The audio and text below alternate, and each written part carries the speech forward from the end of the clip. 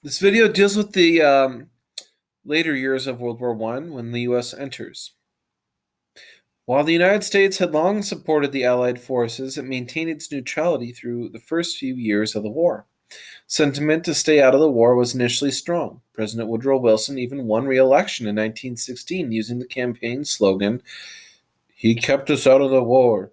The news reports the U.S. received from Britain, however, were strongly biased in favor of the Allies. British propaganda also tried to stoke anti German sentiment in the United States by focusing on supposed German atrocities during the war. Anti German sentiment also rose because of Germany's use of unrestricted submarine warfare, most notably the sinking of Lusitania, and the Zimmerman telegram was another reason Americans wanted to join the war. Finally, German subs sank two U.S. ships in mid March 1917. On April 2nd, Woodrow Wilson asked Congress to declare war, and on April 6th, the war resolution passed. Wilson proclaimed a desire for a peace without victory, and the United States began to assemble its forces.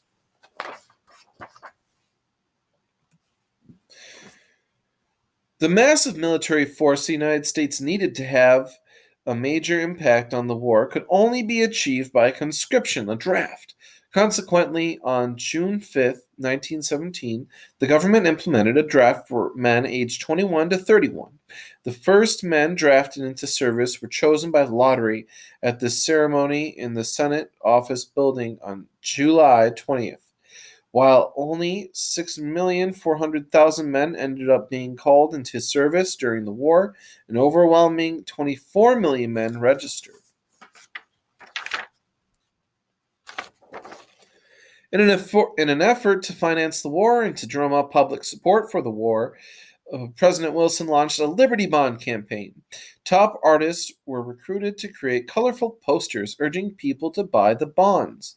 In addition to collecting funds, the bond drive stirred American patriotism, as everyone from marching bands to movie stars to the Boy Scouts and Girl Scouts turned out to support bond events. Citizens from all walks of life responded and invested in the bonds. All told, four Liberty Bond drives and one Victory Bond drive raised over $20 billion for the war effort.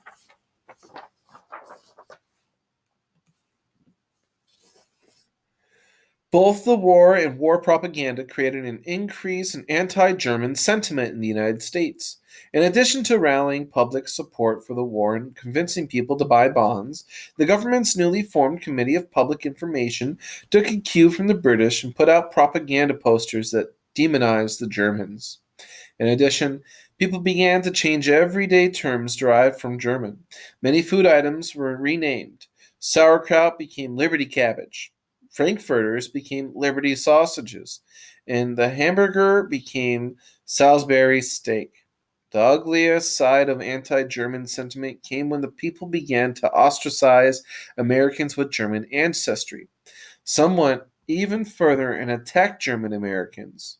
In April of 1918, a mob lynched a German born citizen named Robert Prager. As male workers went off to war, women began to fill their jobs, especially at factories. As women demonstrated their competence and skill in the workforce, society began to reconsider its view of women and their roles in society. One of the biggest changes for women came when governments began granting suffrage. First in Denmark in 1915, followed by the Netherlands and Russia in 1917, Austria, Britain, Canada, Czechoslovakia, Poland, and Sweden in 1918, Germany and Luxembourg in 1919, and lastly, the United States allowed women to vote by 1920.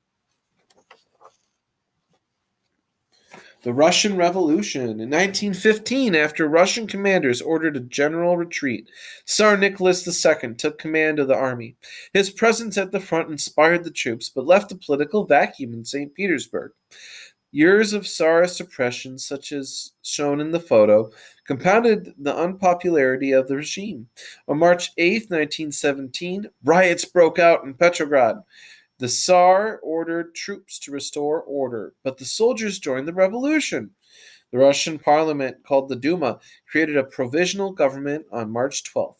On the advice of both military and political leaders, Tsar Nicholas abdicated. He stepped down. He quit, thus ending the Tsar's rule of Russia.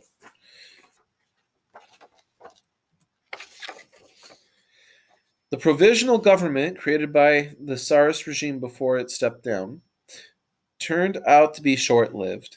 It was undermined by bread shortages, the devaluation of the currency, and its inability to maintain the country's infrastructure. The biggest threat, however, came from the growing support for communism. Under the leadership of Vladimir Lenin, the communists gained control of the government in 1917 through force, marking the beginning of the Soviet Union and a long Russian Civil War. Lenin and other key Soviet officials soon met with Germany about ending the war between the countries.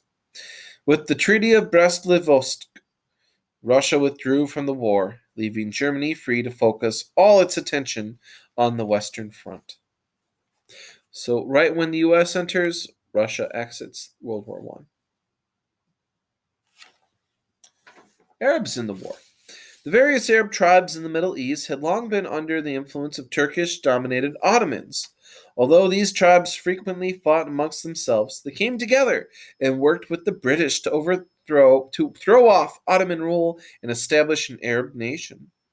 Led by Hussein ibn Ali and Amir of Mecca, the British captain T.E. Lawrence of Arabia, began disrupting Turkish supply lines and attacking small outposts. These tactics fit the style of the undersupplied and undertrained Arabs. The British benefited from these forays because the Ottomans had to pull troops away from the British-Turkish front in order to chase Arab raids. That is the end of this lesson. And here are the discussion questions for Google Forum.